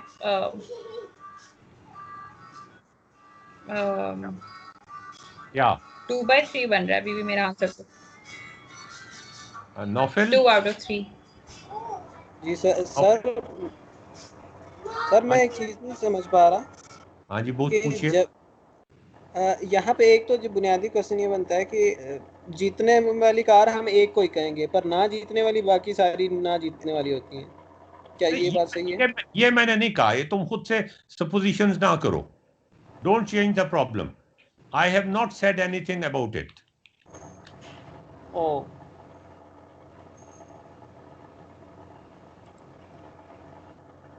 मुझे एक चीज़ नहीं समझ आ रही, हम इसका चांस क्यों ले रहे हैं? अगर हमें इस बात का पक्का पता है कि ये कि किस तरह से कौन जीतेगा और कौन नहीं जीतेगा, हम इसका पता चला सकते हैं, तो फिर हम चांस की फॉर्म में क्यों सोच रहे हैं? मैं तो चांस की फॉर्म की बात ही नहीं कर रहा। मैंने कब कहा कि चांस? मैं तो कह रहा हूं कि चांसेस चांस का मतलब चांसेस ऑफ प्रोबेबिलिटी नॉट नहीं विनिंग। है। प्रोबेबिलिटी नहीं है, लेकिन क्या कोई ऐसी, ये मुमकिन हो सकता है कि आप कहें ये कार नहीं जीतेगी और वो जीत जाए? मैंने प्रोबेबिलिटी का लफ्ज इस्तेमाल नहीं किया। ये तो मैं पूछ सकता हूं ना कि भाई बारिश होगी कि नहीं होगी। अब what is the probability of getting a rain, वो और बात हो जाती है। मुमकिन या नामुमकिन की बात तो पूछ सकता हूं।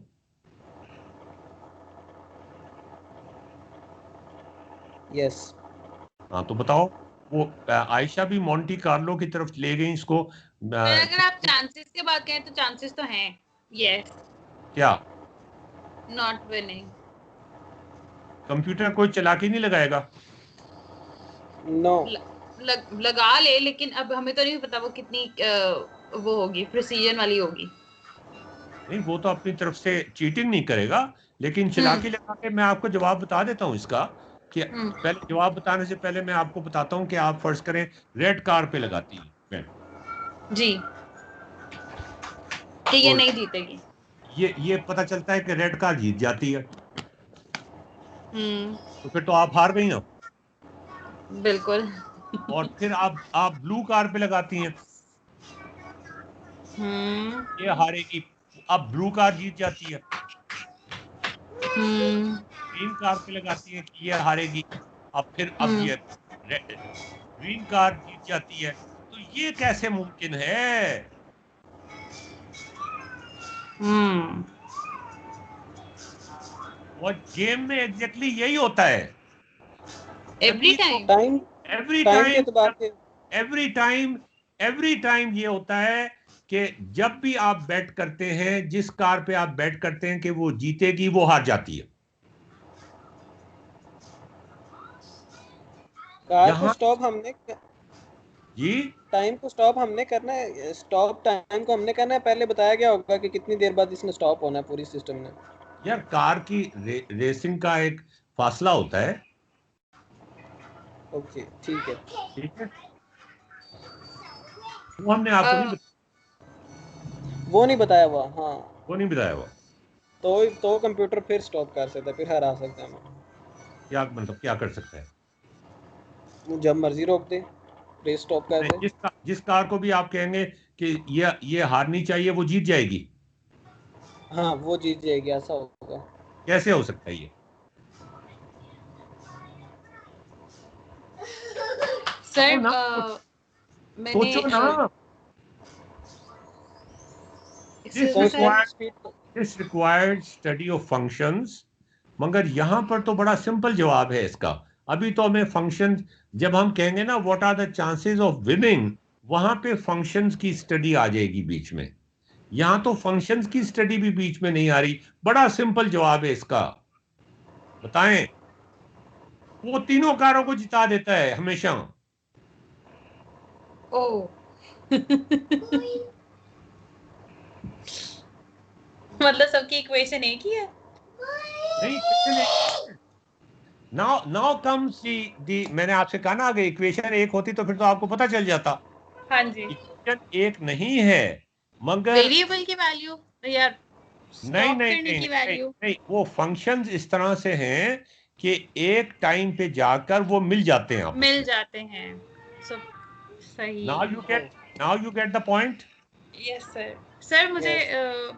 सर ये रिकॉर्ड हो रहा है सेशन, क्या मैं बाद में सुन सकती हूँ? मेरी बेटी के पास और जाना हो था। रहा है? जी सर, हो रहा है। हाँ, सोहेब बिल्कुल ने लगाया हुआ है रिकॉर्डिंग पे। ठीक है बिल्कुल सर। बिल्कुल रिकॉर्ड हो रहा है। हाँ जी बिल्कुल, लेकिन हम आपको मिस बहुत करेंगे। जी सर। ओके। पता नहीं आप मिस करेंगी कि नहीं। हाँ सर, मैं भी करूंगी आपको मिस। मैं करती हूँ आपको मिस एक्चुअली। मिस करती हैं आप? जी, यूसीपी में। यूसीपी में? इसका क्या मतलब हुआ? ये बाद में डिस्कशन करेंगे कभी। ऑलराइट। ओके सर, अल्लाह हाफिज। राफिज जी, हाँ जी, फातिमा जी, अब हम कहते हैं what are your chances of winning? Fatima.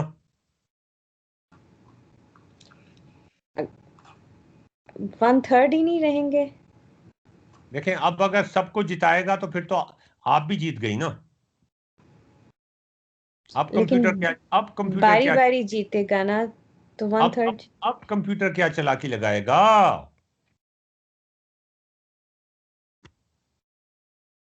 this knowledge is this knowledge the answer to this question requires knowledge of functions.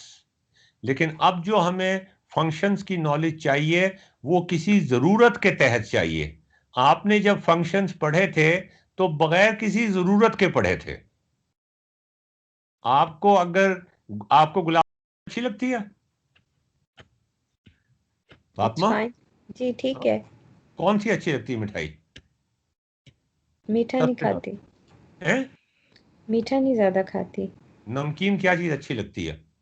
Gulab jamun is fine. आप कंटिन्यू करें बात। नहीं नहीं, आप ये बताएं नमकीन चीज कौन सी अच्छी लगती है? मैं फूडी हुई नहीं बहुत ज्यादा।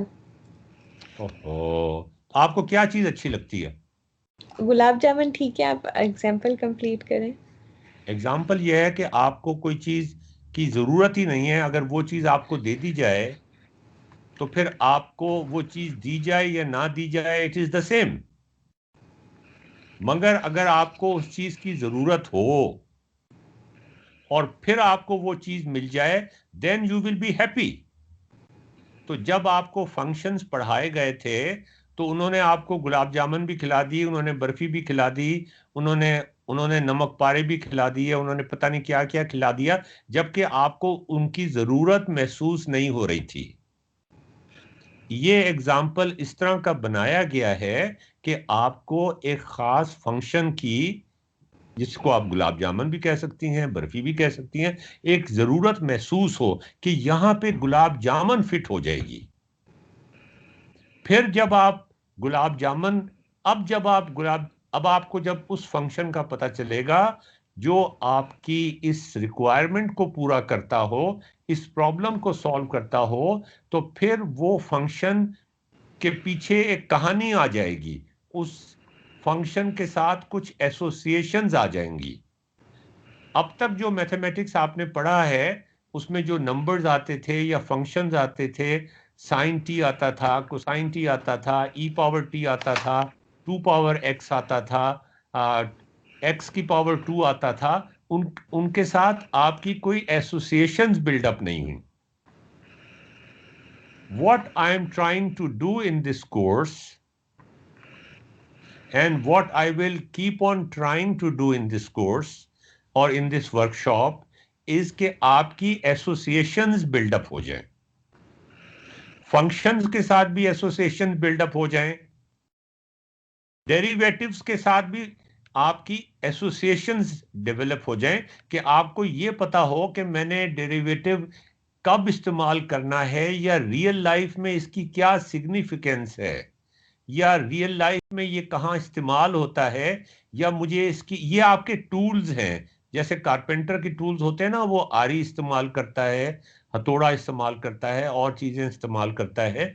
ये भी आपके टूल्स हैं. जैसे आर्किटेक्चर में आपके पास मुख्तलिफ टूल्स होते हैं, बिल्डिंग्स बनाने में आपके पास मुख्तलिफ क्या कहना चाहिए, you can use beams, you can use structures, you can use so many things to make things more beautiful, more durable, more appealing, more waterproofing करनी हो अगर उसकी, या उसका टेम्परेचर कंट्रोल करना हो, इंसुलेशन करनी हो, तो वहां पर भी मुख्तलिफ टूल्स आप इस्तेमाल करती हैं. वो टूल जब आप इस्तेमाल करती हैं तो आपको पता चल जाता है कि ये टूल, अगर छत लीक कर रही है तो फिर उसके लिए कौन सा टूल इस्तेमाल करना है आपने. मैथमेटिक्स एक वाहिद सब्जेक्ट है जहां पे टूल्स करा दिए जाते हैं लेकिन उनकी यूटिलिटी नहीं कराई जाती. आपको कभी उनकी जरूरत ही नहीं पड़ती जिंदगी में, तो फिर आप किस तरह से उनको अप्रिशिएट कर सकेंगी. आपको पता ही नहीं कि आरी इस्तेमाल कहां पे हो रही है. आजकल जब ये कोविड-19 उरूज पर था तो मैं अपने बाल नहीं कटवा सकता था, तो मेरा वो जो कारपेंटर था जिससे मैं ये सारे मॉडल्स बनाता हूँ, वो उससे तो मैं कहता था कि तुमने नहा धो के आना है, इसलिए कि ये मॉडल्स मैंने बनवाने हैं. आजकल वर्कशॉप्स भी उस जमाने में कम हो रही थी, तो मैंने उससे कहा यार बाल भी तुम मेरे काट दो. उसने कहा मैं आरी से बाल काटूं आपके. मैंने कहा नहीं यार, कैंची है मेरे पास. तो मतलब ये कि उसको नहीं पता था कि कौन सा टूल इस्तेमाल होता है, because he was a carpenter. लेकिन मैथमेटिक्स में ये डायलेमा है, ये ट्रेजेडी है कि हम ये सारे टूल्स डिस्कस कर देते हैं लेकिन ये नहीं बताते कि ये टूल इस्तेमाल कहां पे होगा. जब भी आपकी कोई एसोसिएशन नहीं बनती उनके साथ. अब मैथमेटिक्स आर्किटेक्चर में कहां इस्तेमाल हो सकता है और कहां इस्तेमाल नहीं हो सकता, that's a very big question. तो अब आप मुझे ये सोच के बताइए, व्हाट आर योर, नौफिल तुमसे पूछ रहा हूं, what are your chances of winning.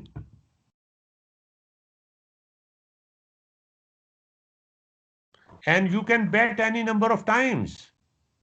And this is also given कि कोई कार ब्रेक डाउन नहीं होगी. मतलब, और अजीब बात मैं आपको बता दूं कि आप रेड कार पे शर्त लगाते हैं कि वो जीतेगी, पता चल जाता है वो हार जाएगी. फिर आप देखते हैं नीली कार जीत गई है, आप कहते हैं मैं फिर से लो जी पैसे लो, रजिस्ट्रेशन में दोबारा करता हूं गेम की, और अब मैं नीली कार पे लगा देता हूं. अब जब आप नीली कार पे लगाते हैं तो नीली कार भी हार जाती है. अब आप सबक ये देखें, ये प्रोबेबिलिस्टिक नहीं है, दिस इज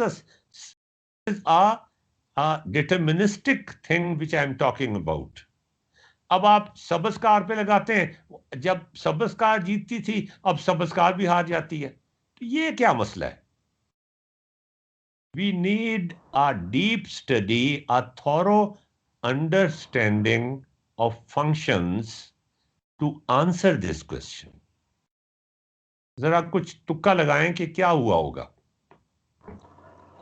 ये हुआ होगा कि वो मुख्तलिफ टाइम पे मैं जिस कार को सिलेक्ट करूंगा उसके आर्किटेक्चर के मुताबिक वो उसको हरा देगा. आर्किटेक्चर के मुताबिक, ये आर्किटेक्चर कहाँ से है भाई. सॉरी मैं उस कार के फंक्शन के मुताबिक, जिस तरह की वो कार है वो चेंज तो नहीं हो सकती ना. तो फंक्शन तो उसका नहीं चेंज हो रहा. फंक्शन हाँ, के तो आपने कहा था कि ये जीत जाएगी. हाँ मैंने ये कहा वो जीत जाएगी ना, तो अब फर्स्ट कह रहे वो कांस्टेंट स्पीड वाली कार है, और एक दूसरी कार वो इंक्रीजिंग स्पीड वाली कार है। तो कांस्टेंट स्पीड वाली जो कार है वो इंक्रीजिंग स्पीड वाली कार बहुत अरसे बाद या कुछ अरसे के बाद वो तेज बढ़ने वाली कार उससे आगे निकल जाएगी, तो वो उस वक्त जाके स्टॉप करेगा गेम को और मुझे हरा देगा। Fatima, do you understand what he is saying? जी।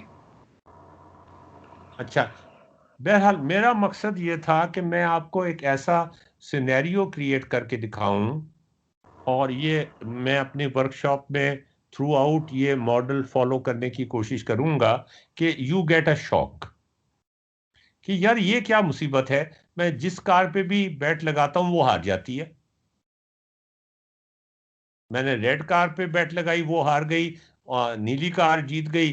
फिर दोबारा मैंने पैसे दिए, अब नीली कार पे बैट लगाई इसलिए कि पहले वो जीती थी, अब वो हार गई। अब ग्रीन कार जीत गई, अब मैंने ग्रीन कार पे बैट लगाई, अब वो हार गई। You get a shock and you are frustrated, but you are curious and you are excited. When you come in this mode, Fatima मुझे सच सच बताइएगा कि ये कितनी दफा हुआ है आपकी क्लास में कि you get a shock, you are frustrated, then you become curious, and then you become excited, and then you are eager to learn. बताएं, आपने बैचलर्स पढ़ा है, एमएससी भी, एमफिल भी की होगी आर्किटेक्चर में, स्कूल और कॉलेजेस में भी पढ़ा है, कितनी दफा ये शॉक ट्रीटमेंट आपको मिला है Fatima? Shock treatment I can't say. जब कोई चीज़ अच्छी लगती है तो इंटरेस्टिंग लगती है तो बंदा एक्साइटेड होता है। शॉक वाला तो मेरा नहीं ख्याल है ऐसा कोई फेस आया। शॉक का मतलब ये नहीं है कि कोई चीज बुरी लग रही है, something unexpected is happening, you are expecting something, you have some expectations कि ऐसा होगा और उसका उलट हो जाता है। मुझे याद नहीं। Then you are surprised, then you are frustrated, then you are curious. ऐसा ही होता है ना? अगर आपके अंदर क्यूरियोसिटी नहीं होगी, अगर आप ईगर टू लर्न नहीं होंगे, तो फिर लर्निंग तो हो ही नहीं सकती।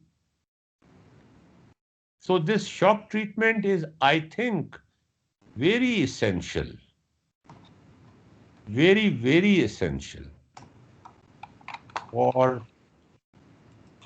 thinking. क्या ख्याल है नौफिल? जी सर। नहीं, मैं जी सर नहीं सुनना चाह रहा, मैं कुछ और सुनना चाह रहा हूँ।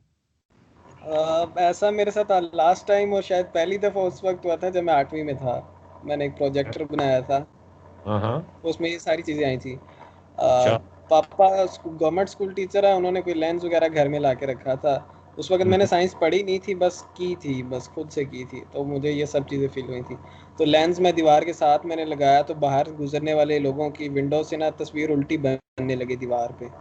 मैंने साइंस नहीं, कुछ भी नहीं इस बारे में पढ़ा था, मैं बड़ा एक्साइट हुआ और बहुत क्यूरोसिटी भी आई।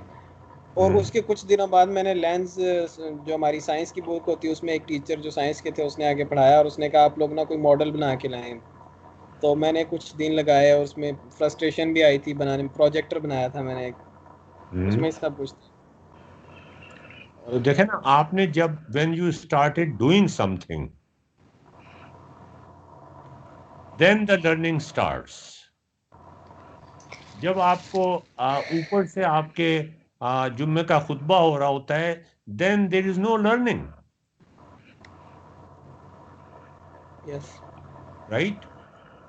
हाँ, उसके बाद जब फिजिक्स केमिस्ट्री की किताब से पढ़ी, उसके बाद मैंने कभी ऐसा फील नहीं हुआ, यूनिवर्सिटी में भी ऐसा कभी नहीं हुआ।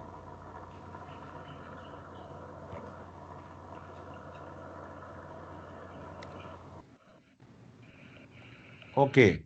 So ये shock treatment is very important.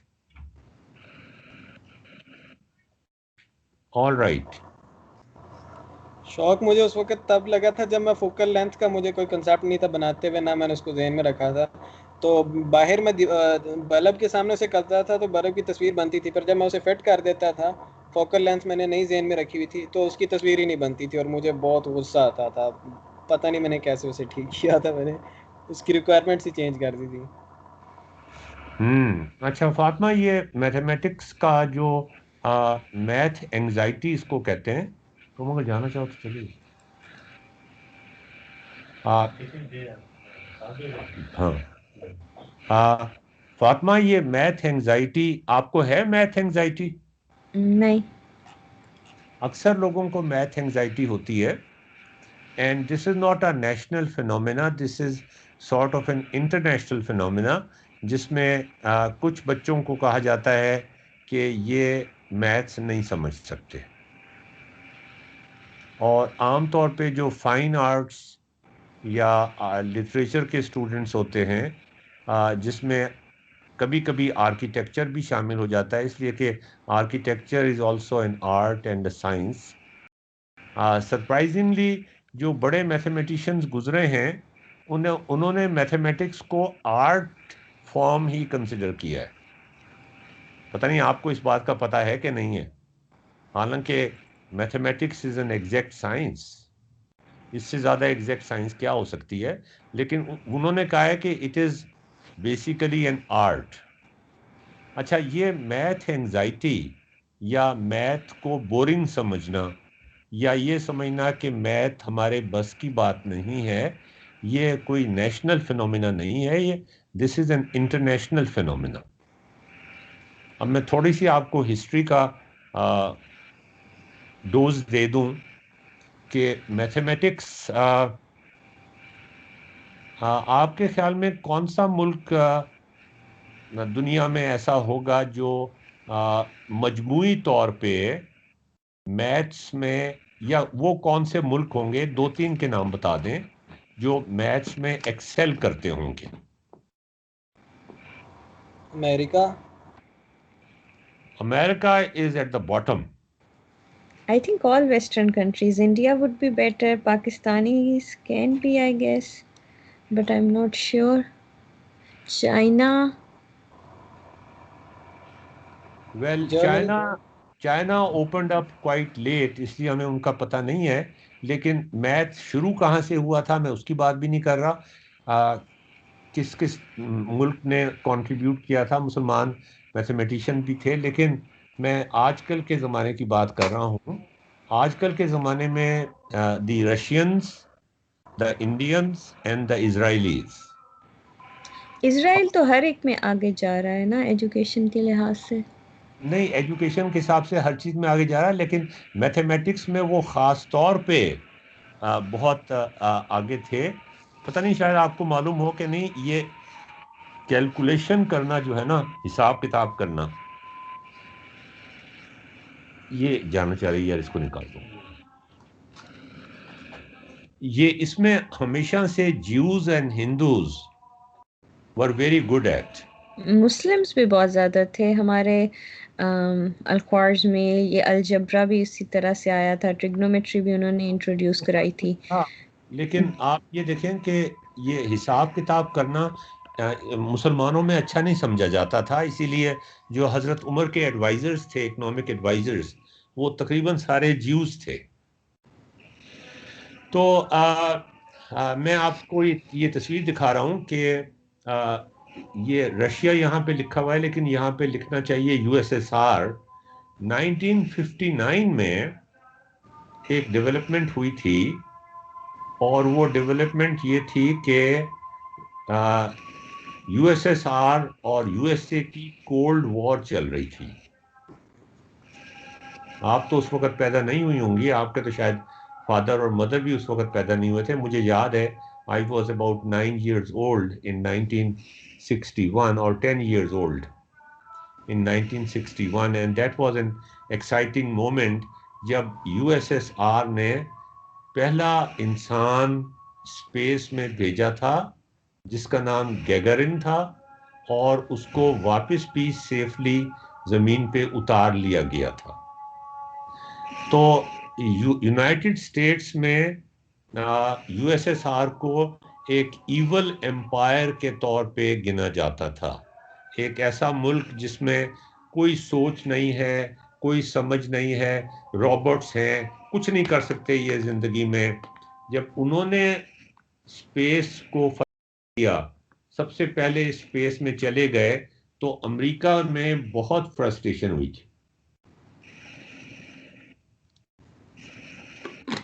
और आप में से कोई बता सकता है, ये this is a historical fact, आप में से शायद किसी ने पढ़ा हो कि प्रेसिडेंट के इतनी ज्यादा फ्रस्ट्रेशन अमेरिका में हुई थी कि हमें तमाम चैनल्स तो ये बताते रहे कई साल तक कि रशिया इज नथिंग, और उन्होंने स्पेस में बंदा भेज दिया, हम स्पेस में बंदा नहीं भेज सके।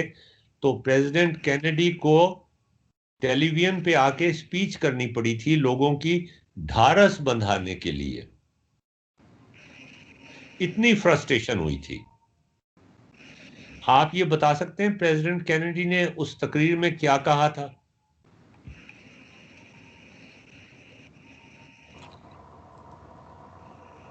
Calculus needs to be changed.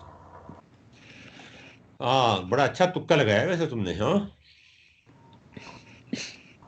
आप ही से सुना होगा मैंने। अच्छा सुना हुआ है तुमने, राइट। उन्होंने दो बातें की थी। उन्होंने कहा था कि हम नासा को डायरेक्ट कर रहे हैं कि वो 10 साल के अंदर इंसान को चांद पे भेजेगा, चांद पर भेजेगा भी सही और वापस भी लेकर आएगा। और दूसरी बात उन्होंने ये कही थी कि हम तस्लीम करते हैं अपनी गलती, साइंस और मैथमेटिक्स और सोशल साइंसेज में हम तस्लीम करते हैं कि हमारी एजुकेशन यूएसएसआर की एजुकेशन का मुकाबला नहीं कर सकी। और ये एजुकेशन यूनिवर्सिटी की एजुकेशन की बात नहीं है, सिर्फ कॉलेज की भी, किंडरगार्टन की भी, सबको हम रिफॉर्म्स करेंगे, स्पेशली हमारी मैथ एजुकेशन। तो जो पहली मैथ रिफॉर्म्स हुई थी, जिसका मकसद ये था कि मैथ को पॉपुलर बनाया जाए, मैथ को सिंबल्स तक महदूद ना रखा जाए, मैथ को कैलकुलेशन तक महदूद ना रखा जाए। तो पहली मैथ रिफॉर्म्स अमेरिका में उस वक्त हुई थी। आप में से शायद इसका ये भी शायद किसी को पता हो कि इसराइल ने पिछले 2 साल की बात है कि प्रेसिडेंट नेतन्याहू ने, फातिमा आपको पता है कि वहां पे इमरजेंसी नाफिज कर दी है उन्होंने? आई थिंक आप 2 साल पहले की बात है। परवेज मुशर्रफ ने भी 3-4 साल पहले इमरजेंसी नाफिज की थी, 5-6 साल पहले की बात है शायद, जिसपे बहुत शोर मचा था, याद है आपको? इसलिए कि कोर्ट्स की पावर्स कम हो जाती हैं, प्रेसिडेंट के पास वो पावर्स आ जाती हैं जो असेंबली के पास होती हैं। तो इमरजेंसी उस मुल्क में नाफिज की जाती है जिस मुल्क की सलामती खतरे में पड़ गई हो। तो आपके ख्याल में इसराइल की सलामती खतरे में क्यों पड़ गई थी 2 साल पहले, जिसकी वजह से प्राइम मिनिस्टर ने इमरजेंसी नाफिज कर दी और प्राइम मिनिस्टर को सारी जो उनकी कैबिनेट थी और जो असेंबली थी, जिसे नेसेट कहते हैं, क्नेसेट कहते हैं, उन्होंने उस इमरजेंसी को अप्रूव भी किया। आपके ख्याल में किस वजह से उन्होंने इसराइल में इमरजेंसी नाफिज की? इमरजेंसी नाफिज करने की के साथ जो एसोसिएशन है वो ये है कि the security of that country is at stake, the survival is at stake. तो फातिमा आप बता सकती हैं, जस्ट मेक अ गेस, कि क्या वजूहात होंगी जिसकी वजह से उसने इमरजेंसी नाफिज की? उसकी सलामती तो खतरे में नहीं पड़ी थी, ऑफ कोर्स वो एजुकेशन से रिलेटेड ही होगा, और आप डिस्कस कर रहे हैं तो मैथ्स का ही होगा। You made a right gas. वैसे सलामती तो उसकी हमेशा खतरे में रही है, लेकिन नहीं, वो तो खतरे में तब होती ना जब उसके आसपास लोग यार कोई आपको पता नहीं कि गाजा में जो इन्होंने सेटलमेंट्स बनाई हैं, वो कैंप डेविड में जो इनका फैसला हुआ था, कार्टर ने करवाया था अनवर सादात का से जब अनवर सादात इजिप्ट के प्रेसिडेंट थे तो उसमें यह था कि वो गाजा में सेटलमेंट्स नहीं बनाएंगे, इसलिए कि ये इसराइल का हिस्सा नहीं था। अब वो कहते हैं कि गाजा भी इसराइल का हिस्सा है और वहाँ पे अपनी आ, अपनी प्रेजेंस शो करने के लिए, ये चीज़ साबित करने के लिए कि इसको उन्होंने इसराइल के अंदर शामिल कर लिया है, उन्होंने वहाँ अपनी सेटलमेंट्स बना लिए। सेटलमेंट्स का मतलब यह है कि वहाँ लोगों के अपार्टमेंट्स बना लिए हैं और वहाँ फैमिलीज ने रहना शुरू कर दिया है। तो उसमें इशू ये है ना कि इसराइल तो एग्जिस्ट नहीं करता था, वो तो वर्ल्ड वॉर के बाद वहाँ पे गए, लेकिन उन्होंने एजुकेशन हासिल की, तरक्की हासिल की। अभी भी अगर अकाउंट्स पढ़ें तो उसमें ये आता है कि फ़लस्तीनियों के पास ज़्यादा बड़ी गाड़ियाँ होंगी, लेकिन एजुकेशन वाइज देखा जाए तो इसराइल की यूनिवर्सिटीज़ बेहतर हैं। तो वो तो एक ठीक है, वो थ्रेटन्ड हम कह सकते हैं कि वो है, लेकिन उसके मुकाबले पे कोई है ही नहीं।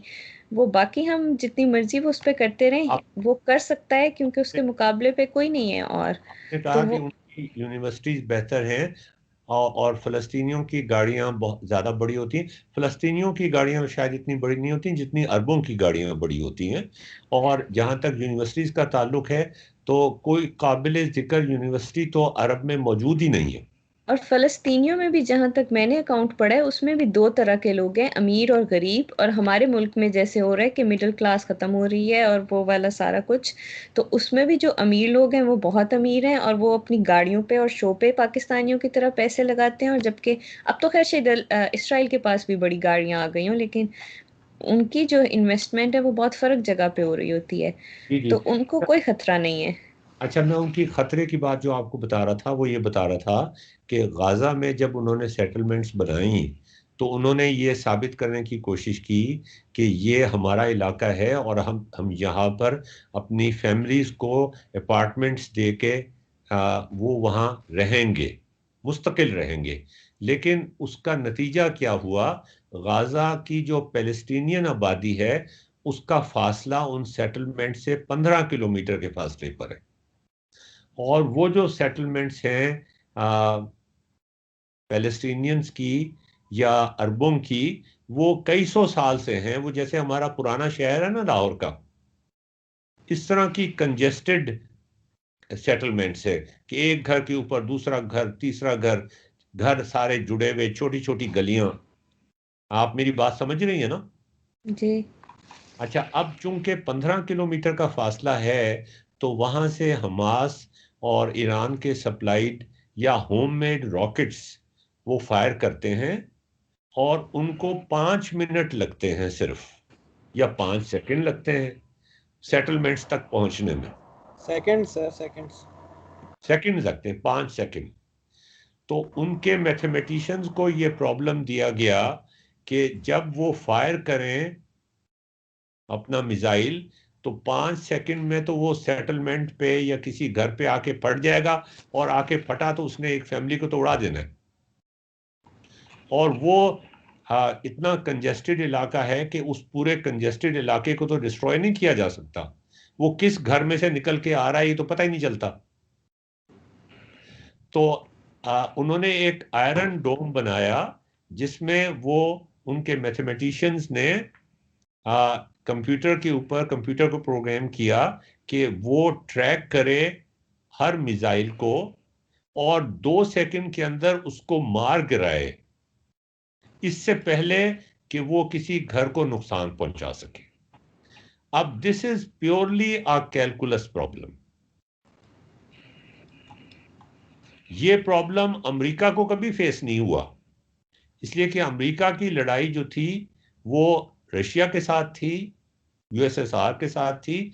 और उनका जो टाइम था कि एक रॉकेट यूएसएसआर से फायर हो उसमें आधा घंटा कम से कम लगता था, यहां सेकंड्स लगते थे।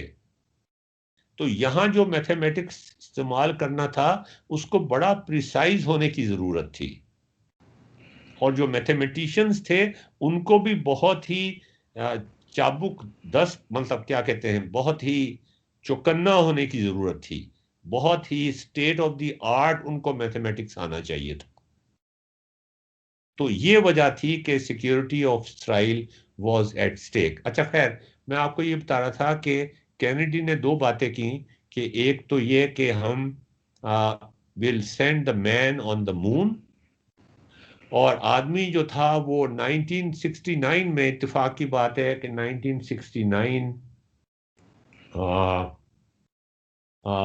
वो साल था जिसमें ये 10 साल का कहा था ना उसने 61 में, तो 1969 में नासा ने इंसान को चांद पे भेज दिया और वापस बुला लिया। That was 1969। मेरे लिए 1969 की कुछ और सिग्निफिकेंसेस भी हैं पर्सनल लेवल पर। यह है कि मुझे दाखला मिला था यूईटी के अंदर, सो आई वाज नोन एज 69 यूईटीएन।